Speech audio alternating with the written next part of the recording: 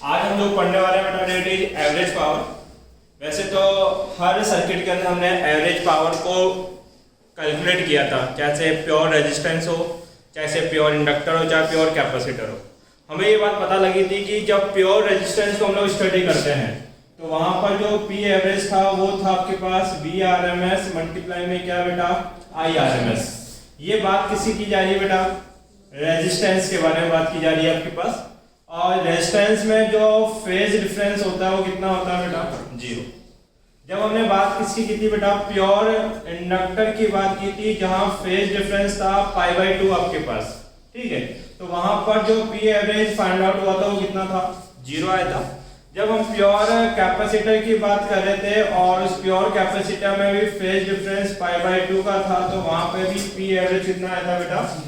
But हमने कभी भी कॉम्बिनेशन ऑफ सर्किट, जब हमने RL स्टडी किया, RC को स्टडी किया या RLC तीनों को स्टडी किया, तब हमने एवरेज पावर को कैलकुलेट नहीं किया आपके पास, ठीक है।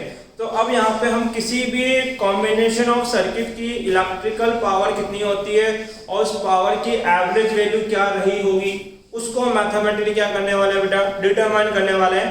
और फिर जो उस एवरेज पावर का रिजल्ट हम ऑब्टेन करेंगे ना, उस रिजल्ट से हम ये तीनों पावर फिर से कैलकुलेट कर लेंगे आपके पास, ठीक है।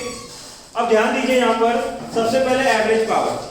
कोई भी इलेक्ट्रिकल सर्किट होगा तो उस इलेक्ट्रिकल सर्किट के अंदर कुछ पोटेंशियल होगा और उस पोटेंशियल की इक्वेशन मैंने कंसीडर कर ली कितनी बेटा, साइन ऑफ ओमेगा टी। ध्यान दीजिए कि आपके पास जो प्रैक्टिकल सर्किट होते हैं कॉम्बिनेशंस के, उन कॉम्बिनेशन के सर्किट में रेजिस्टेंस हमेशा अवेलेबल होगा, लेकिन अगर मैं कैपेसिटेंस और इंडक्टर में मोर इफेक्टिव कौन रहता है सर्किट में उसकी बात करना चाहूँ तो इंडक्टिव एलिमेंट हमेशा सबसे ज्यादा होता है। इसका कॉज आप एग्जांपल से समझ सकते हो। जैसे कि मान लीजिए आपका कोई इलेक्ट्रिकल मोटर है, फैन का आपका मोटर कंसिडर कर लो, तो उस मोटर के अंदर आपने देखी होगी कि वाइंडिंग होती है और वो वाइंडिंग इस तरह से बनी होती है। कई बार हम कहते हैं हमारा फैन बंद हो गया, इसका मतलब उसकी जो वाइंडिंग है वो शॉर्ट सर्किट हो गई या वो बर्न आउट हो जाती है आपके पास। तो ये वाइंडिंग जो आप बनाते हो वो किसकी बनी है, कॉपर के वायर की।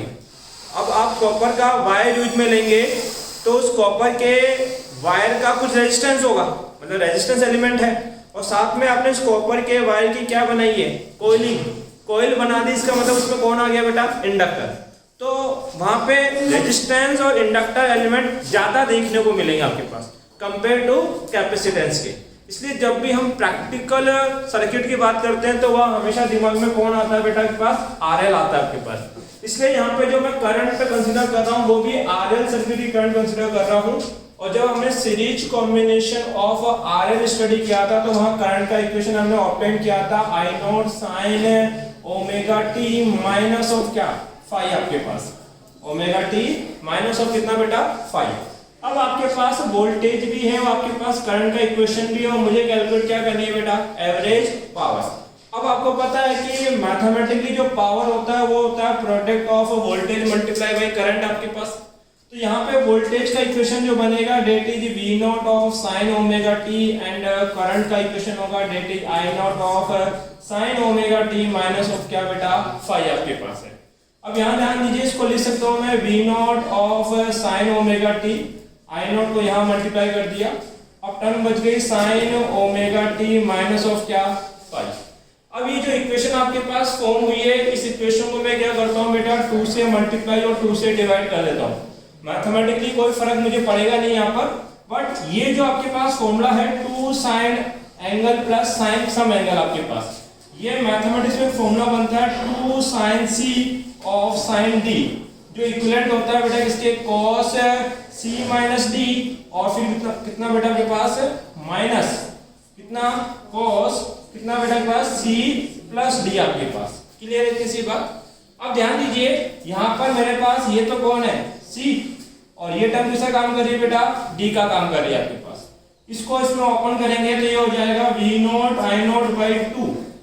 अब इसको क्या लिख सकते हैं बेटा हम लोग, cos c का मतलब कितना, ओमेगा टी माइनस डी का मतलब हो गया ओमेगा टी माइनस ऑफ क्या, फाई आपके पास।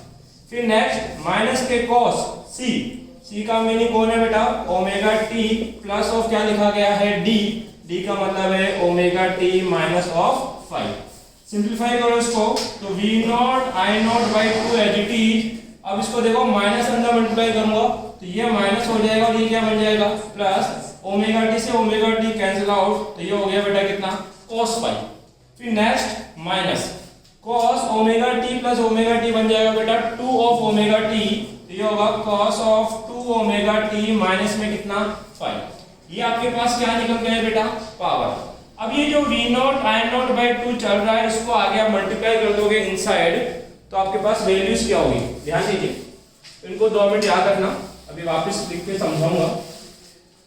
अगर मैं बात करूं आपके पास पावर P इक्वल टू हो जाएगा V naught I naught by 2, first ये मल्टीप्लाई किया जाएगा cos के साथ तो मल्टीप्लाई में क्या आ जाएगा बेटा cos 5। नेक्स्ट माइनस का कितना बेटा V naught I naught by 2 और ये बन जाएगा cos of 2 omega t minus of क्या बेटा 5।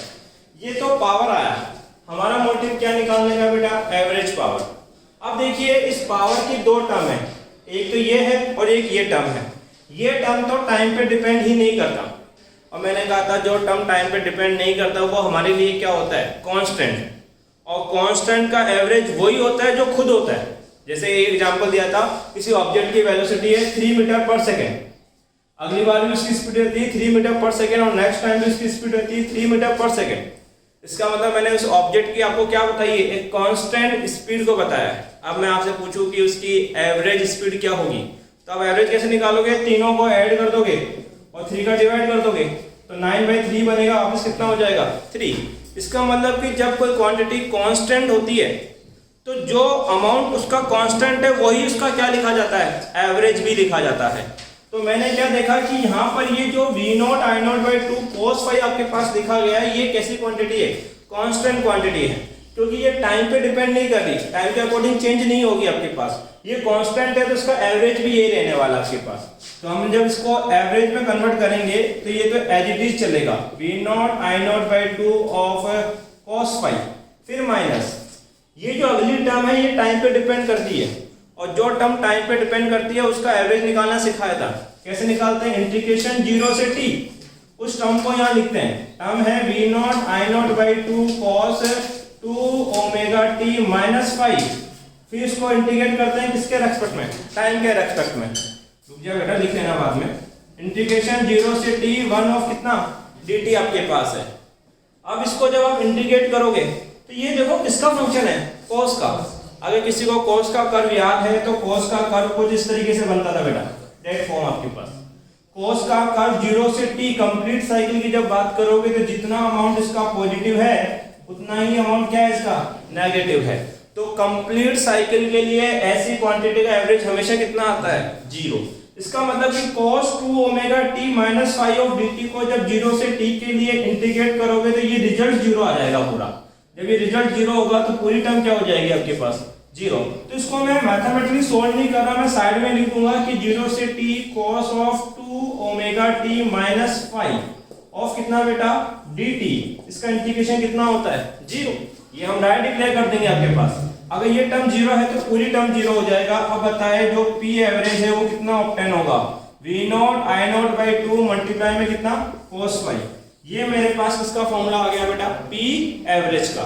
अब इसको RMS की टर्म में कैसे कन्वर्ट कर सकते हैं उसको देखिए आप लोग। अगर मैं बात करना चाहूं p एवरेज इक्वल टू कितना, ये जो नीचे मैंने 2 लिखा है इसके 2 फैक्टर कर रहा हूं मैं, एक तो V नॉट बाई रूट 2 और एक लिख रहा हूं बेटा I नॉट बाई रूट 2 और मल्टीप्लाई में क्या चल रहा है आपके पास cos 5 आपके पास। अब जो V नॉट बाई रूट 2 है उसको लिखा जा सकता है VRMS और I नॉट बाई रूट 2 को लिख सकते हैं बेटा IRMS। Then p average equal to कितना हो जाएगा VRMS multiply of IRMS multiply में क्या cos 5। ये आपके पास फॉर्मूला है किसका p एवरेज का। डेट मीन मेरी जो एवरेज वैल्यू है वो किस पे डिपेंड करती है cos 5 और cos 5 is the power factor. cos 5 क्या है बेटा यहाँ पे एक पावर फैक्टर। अब देखिए अगर ये cos 5 आपको पता है ना 5 ऑफ एंगल, क्योंकि VRMS और IRMS तो हमेशा क्या देंगे कांस्टेंट, इस cos 5 के अकॉर्डिंग आपका जो p एवरेज है वो क्या होने वाला है चेंज होने वाला है। अगर ये रिजल्ट आपको पता है तो आप प्रीवियस 3 रिजल्ट फिर से ओपन कर सकते हैं। आ रहा है क्या बेटा स्क्रीन में, कितना आ जाएगा पार्ट। देखिए अगर मैं बात करता हूं रेजिस्टेंस सर्किट की, रेजिस्टेंस सर्किट में रेजिस्टेंस कितने का था, 0 का। अब cos फाई प्योर रेजिस्टेंस की बात करो, cos फाई कितना बन जाएगा बेटा, 0। cos 0 डिग्री कितना होता है, 1। अगर ये 1 हुआ तो बताओ एवरेज कितना मिलेगा आपको, सर पी एवरेज मिलेगा VRMS मल्टीप्लाई में IRMS। आप चाहो तो क्रॉस चेक कर लो, जब प्योर रेजिस्टेंस पढ़ाया था तो पी एवरेज इतना निकल के आएगा। अगर मैं बात करता हूं प्योर कैपेसिटर और प्योर इंडक्टर, दोनों के केस में जो फेज डिफरेंस होता है वो कितने का होता है, π/2 का। एक में प्लस π/2 होता है, दूसरे में माइनस π/2 होता है। यहाँ cos की जगह कितना रखोगे, π/2। cos π/2 मतलब cos 90 और cos 90 की वैल्यू 0, ये 0 तो पूरी टर्म क्या हो जाएगी, 0। दैट मीन पी एवरेज कितना निकल के आएगा, 0 आपके पास।